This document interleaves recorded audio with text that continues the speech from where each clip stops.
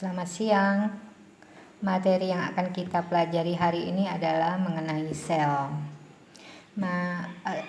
Bab 1 di kelas 11. Nah, saat belajar mengenai sel, maka kalian harus tahu mengenai pengertian sel menurut beberapa ilmuwan.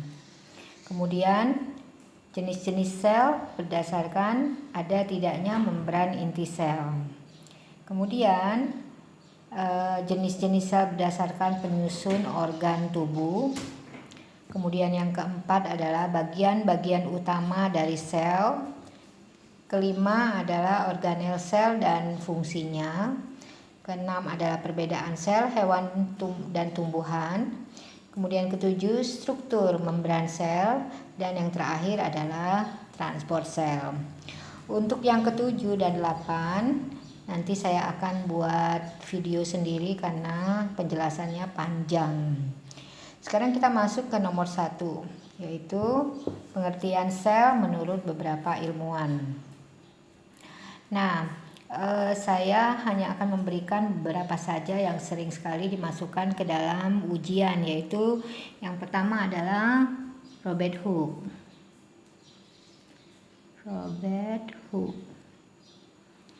Iya. Ini adalah ilmuwan yang pertama kali menemukan sel atau mengidentifikasi sel dengan melihat jaringan gabus pohon oak. Kemudian Sladen and Swan.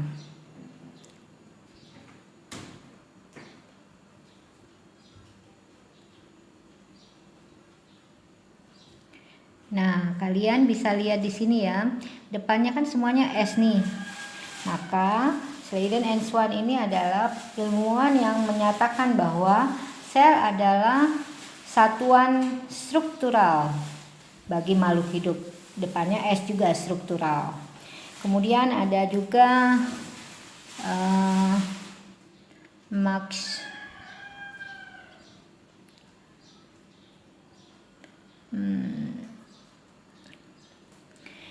maksud ini adalah menyatakan bahwa sel merupakan kesatuan fungsional kehidupan. Masih banyak yang lain, kalian bisa baca di buku teks kalian seperti Johannes Purkinje, dia menemukan protoplasma dan lain-lain. Jadi kalian harus baca sendiri ya. Kemudian yang kedua adalah jenis-jenis sel berdasarkan ada tidaknya membran inti sel. Ini dibagi dua, yaitu satu adalah sel yang namanya sel eukariot. Sel eukariot itu adalah sel yang memiliki membran inti sel. Ini dimiliki oleh hampir semua makhluk hidup kecuali kingdom Monera. Ya, jadi semuanya baik itu plantae, animalia, kemudian fungi maupun protista, itu semuanya adalah selnya adalah sel eukariot. Ya. Kemudian yang kedua adalah sel prokariot. Sel prokariot itu adalah sel yang tidak memiliki membran inti sel. Dan ini hanya dimiliki oleh kingdom Monera. Contoh di kingdom Monera adalah bakteri, kemudian ganggang biru, kemudian Arcebacteria. Ya, jadi jenis sel berdasarkan ada tidaknya membran inti, ada eukariot dan prokariot. Kemudian masuk ketiga, jenis sel berdasarkan penyusun organ tubuh. Itu ada dua juga, yaitu sel tubuh atau yang disebut dengan sel somatis. Itu berasal dari bahasa Yunani, soma itu adalah tubuh, yaitu sel yang menyusun bagian-bagian tubuh organisme kecuali ovum, sperma kalau itu pada hewan dan manusia, sedangkan pada tumbuhan itu adalah bulu serbuk sari dan sel dikandung lembaga putik. Ya, jadi semua sel bagian organ tubuh kita itu tersusun dari sel tubuh atau sel soma. Kemudian yang kedua adalah sel gamet atau germinal ya, sel gamet. Nah, sel gamet berlawanan dengan sel tubuh. Kalau sel gamet adalah sel yang menyusun atau disebut sel kelamin ya. Ini sel yang menyusun ovum sperma pada manusia dan hewan. Kemudian kita masuk ke yang keempat. Sekarang kita akan masuk ke nomor 4, yaitu bagian-bagian utama dari sel. Nah, saya membuat sel hewan di sini ya. Sel hewan dengan sel tumbuhan, bagian utamanya terdiri dari 3 bagian utama, yaitu yang pertama adalah membran plasma atau membran sel. Nih bagian yang pertama. Kemudian yang kedua itu adalah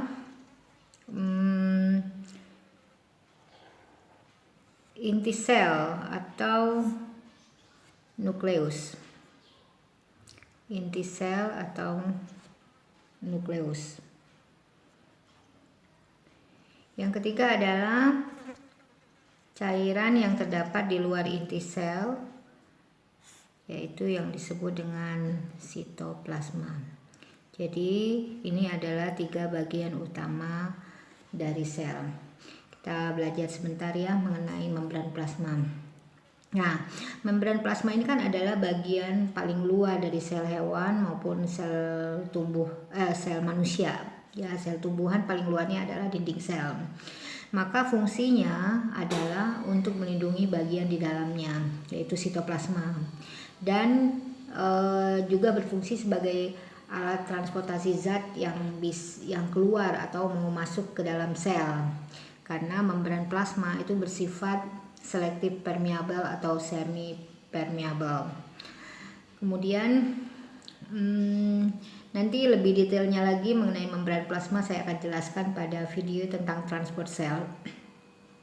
Kita masuk ke inti sel atau nukleus. Nah, inti sel ini berfungsi sebagai pengatur seluruh kegiatan sel, atau dia bisa mengendalikan seluruh kegiatan sel. Ini seperti otak pada makhluk hidup. Kemudian inti sel sendiri mempunyai 2 lapis membran. Jadi ada 2 lapis membran inti sel atau disebut dengan karioteka. Ya. Nah, ini. Kemudian bagian luar dari membran inti sel, bagian luarnya itu berhubungan dengan retikulum endoplasma, biasanya yang mengandung ribosom. Dan bagian dalamnya biasanya tidak terdapat ribosom, tapi terdapat pori-pori.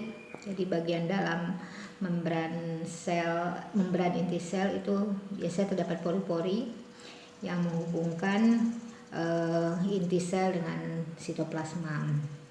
Nah, di dalam inti sel ini terdapat cairan sendiri, namanya adalah nukleoplasma. Kemudian di dalam inti sel juga terdapat kromosom ya, sebagai pembawa gen. Kemudian ada anak inti sel atau disebut dengan nukleolus. Jadi di dalam inti sel terdapat 3 bagian utama lagi, yaitu nukleoplasma, kemudian kromosom dan nukleolus. Kemudian yang ketiga adalah sitoplasma. Sitoplasma ini adalah cairan ya, cairan yang koloid ya. Ini yang terdapat di luar inti sel, karena di dalam inti sel tadi cairannya disebut dengan nukleoplasma. Nah, di sitoplasma inilah terdapat organel sel untuk melakukan kegiatan metabolisme di dalam sel. Yang kelima, kita akan mempelajari tentang organel sel. Seperti yang sudah kita ketahui bahwa organel sel terdapat di dalam sitoplasma. Nah, ada organel sel yang bentuknya seperti ini. Nah, ya, Ini namanya adalah mitokondria. Nah, mitokondria ini adalah salah satu organel sel yang memiliki 2 lapis membran, ya. Kemudian membran dalamnya itu disebut dengan krista. Nah, mitokondria ini digunakan sebagai tempat berlangsungnya respirasi sel. Kalau kelas 12 tentang respirasi sel ada videonya ya. Itu khususnya siklus Krebs terjadi di dalam mitokondria. Nah, karena dia sebagai tempat respirasi sel, maka dia digunakan juga sebagai tempat untuk menghasilkan ATP atau energi. Nah, mitokondria ini banyak ditemukan pada organ-organ seperti jantung, hati, otot. Karena apa? Karena organ-organ tersebut banyak sekali melakukan metabolisme yang memerlukan ATP. Ya. Nah, ATP dihasilkan oleh mitokondria. Nah, di dalam mitokondria juga terdapat materi genetik yaitu DNA. Ya. Kemudian yang kedua itu adalah seperti ini.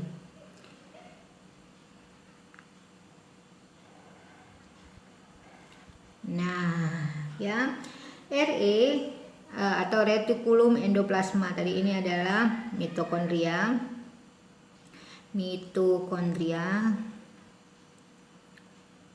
Kemudian yang ini adalah RE atau retikulum endoplasma. Saya sebut RE aja ya. Endoplasma. Nah, retikulum endoplasma atau RE itu adalah organel sel yang terdiri dari sistem membran. Jadi dia seperti kantung yang berlapis-lapis. Kadang disebut sisterna. Nah, ada 2 jenis RE, yaitu ada RE kasar, yaitu RE yang ditempelin oleh ribosom. Ya. Nah, RE kasar karena dia ditempeli oleh ribosom, maka RE tersebut berguna untuk transportasi protein, karena ribosom itu adalah tempat untuk menghasilkan protein. Nanti ada RE halus. RE halus dia tidak ditempeli ribosom. Nah, biasanya digunakan untuk membentuk lemak atau lipid. Bisa juga digunakan sebagai metabolisme karbohidrat. Kemudian bisa juga untuk detoksifikasi, ya. Nah, kemudian RE bisa digunakan sebagai alat transportasi. Kemudian dari inti sel ke sitoplasma. Kemudian juga bisa memodifikasi protein untuk disalurkan ke badan Golgi. Oke. Nah, ngomong-ngomong badan Golgi, kita akan hampir sama seperti RE. Dia seperti kantung juga. Ya. Nah, ini badan Golgi ya, dia seperti kantung juga, dianya sama seperti RE, ya, atau disebut juga dengan kompleks Golgi, ya, kompleks Golgi atau badan Golgi,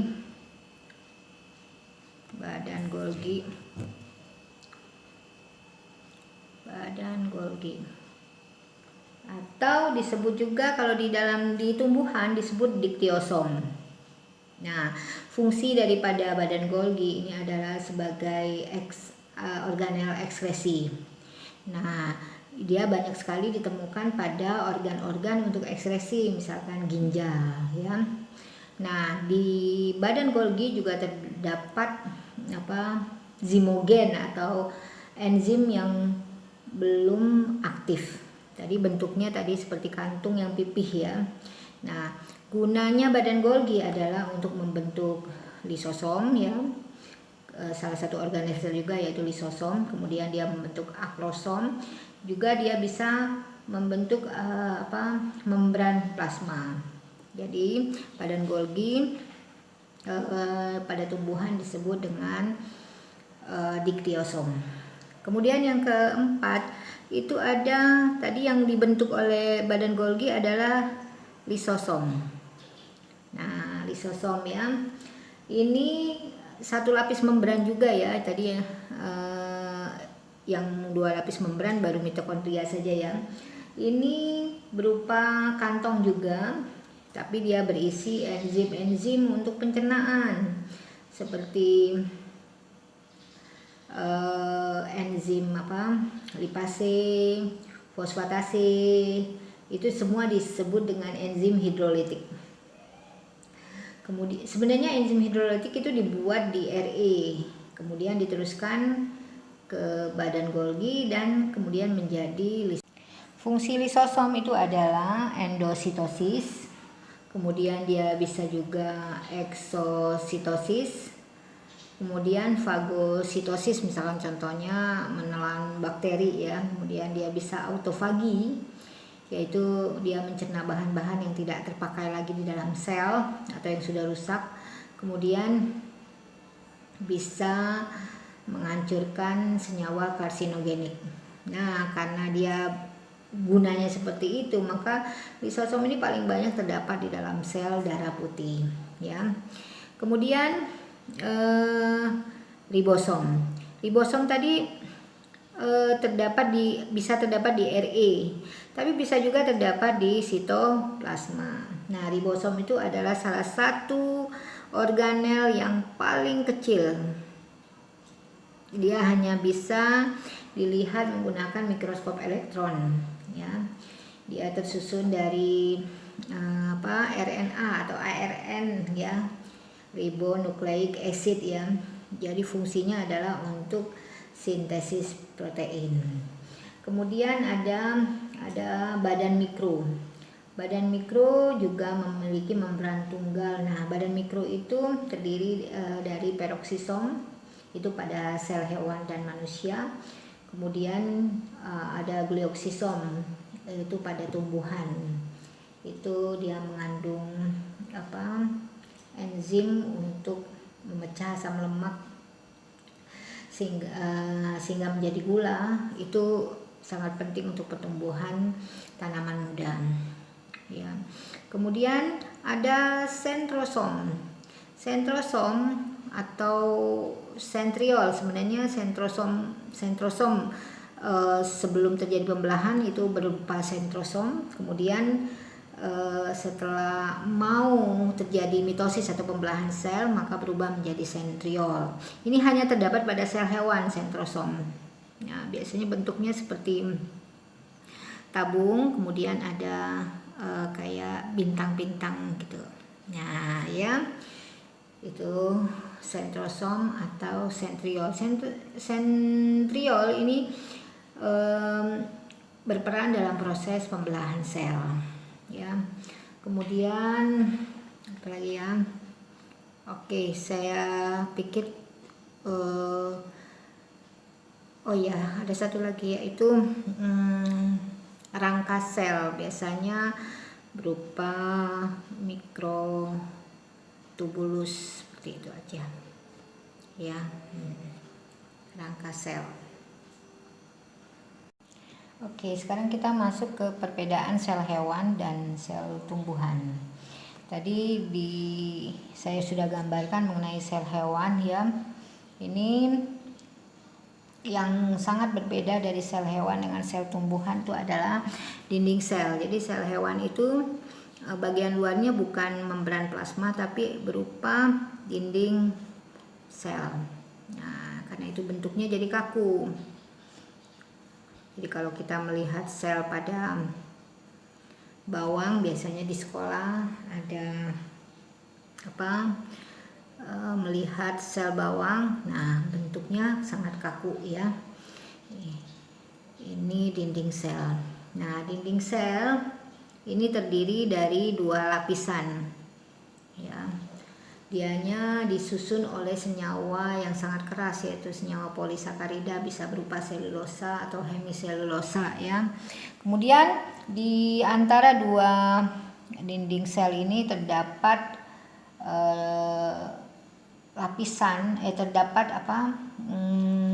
terdapat rongga maksud saya, yang namanya lamel tengah ya. Dia berisi zat penguat lagi berupa pektin ya. Jadi benar-benar kaku yang namanya sel tumbuhan. Kemudian pada sel hewan tidak ada dinding sel ya, jadi itu yang pertama perbedaannya. Kemudian yang kedua, ini inti sel ya. Yang kedua adalah plastida. Nah, plastida pada tumbuhan saja, dia bentuknya biasa seperti ini. Ya, nah itu plastida pada tumbuhan saja. Nah, plastida juga memiliki 2 lapis membran. Nah, plastida ini biasanya digunakan untuk tempat berlangsungnya fotosintesis. Oh ya, plastida biasanya ada 3, yaitu kloroplas, kromoplas, dan amiloplas atau elaioplas ya. Kloroplas untuk tempat fotosintesis, kromoplas untuk memberi warna karena terdapat berbagai warna ya. Kemudian ada elaioplas atau amiloplas itu untuk menyimpan cadangan makanan. Jadi yang kedua perbedaannya adalah di sini ada di sel tumbuhan terdapat plastida. Kemudian yang ketiga, biasanya sel tumbuhan terdapat rongga yang sangat besar atau vakuola ya.